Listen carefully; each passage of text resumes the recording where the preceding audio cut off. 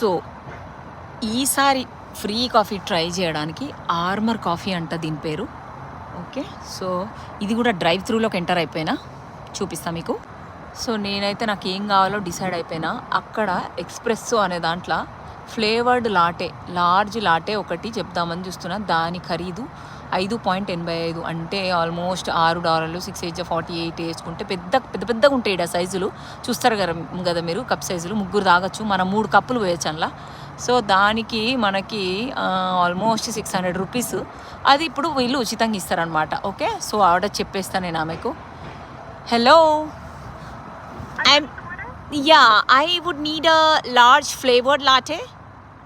Where are the flavors? On the menu? Okay. Yes. What else for you? Yeah, that's all for me.